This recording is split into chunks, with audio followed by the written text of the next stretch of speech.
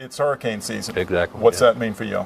That's the busiest time of year for us. I mean, we're always vigilant. We're always coordinating with our state and federal partners to make sure that we can get the information out to the public, the best information out to the public, the information they need to protect themselves and their families.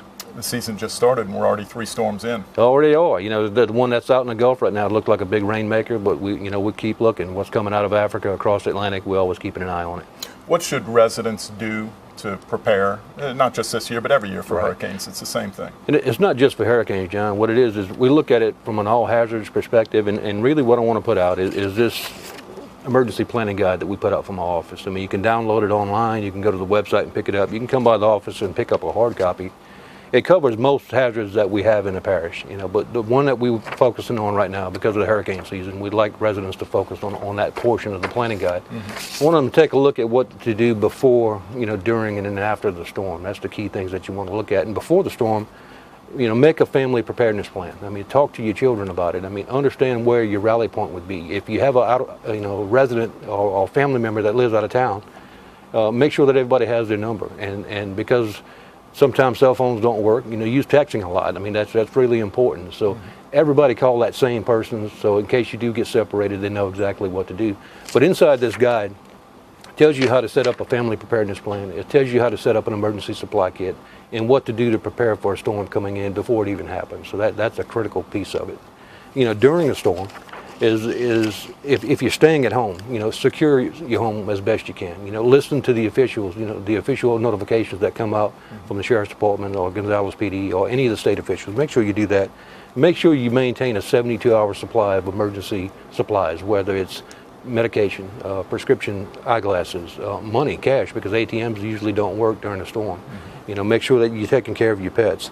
Prepare for a loss of communications. Get a weather radio with batteries so you can make sure that you can maintain that communications, or at least listen to what's going on.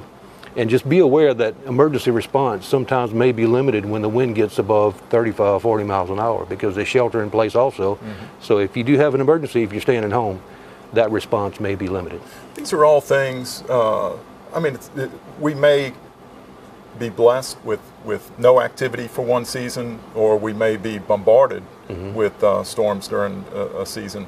For this area, the area we live in, this is a way of life. These are things that if you choose to ignore and not do, you're pretty much playing with fire, huh? Exactly. I mean, we do a risk analysis, and we've got multiple hazards in the parish, but obviously, you know, hurricanes are one of the biggest. We live in the Gulf Coast, and it just geographically. Exactly, and we haven't had one in a while, but all it takes is one, you know, so it can do pretty severe damage. Residents can stay in touch with OEP to receive the latest information on how to stay safe through social media, the Code Red Emergency Alert app for anyone with a smartphone, the OSEP website, and the Community Information Line. The number for the Community Information Line is 1-866-380-2303. The Code Red Emergency Alert Information app can be downloaded from the iTunes or Android Play Store to any smartphone. Or you can sign up online through a link on the OSEP website to have your phone number and address entered into the database. You may also sign up for the Emergency Medical Needs List if you are medically dependent on oxygen or have other medical needs by going to specialneeds.apgov.us. You may follow Ascension OSEP on Twitter by searching and following @Ascension OSEP, or on Facebook by searching Ascension Parish Homeland Security on Facebook.com, or by going to Facebook.com/APOHSEP. Rick, what about after the storm? What should people be prepared for and ready to do? And how to prepare, especially if you evacuated your families. You know, if you evacuate, make sure that you look at this emergency preparedness guide. It's got all the evacuation routes in, how to call 211, how to get the information that you need to evacuate.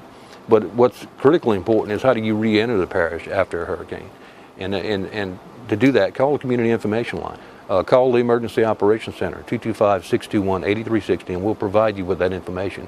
Just make sure you understand the hazards before you move back into the parish, if in fact you did evacuate. Awesome, Rick. Thank you so much for this information and spending some time with us. Thank you for coming out here and doing this for us. We appreciate it.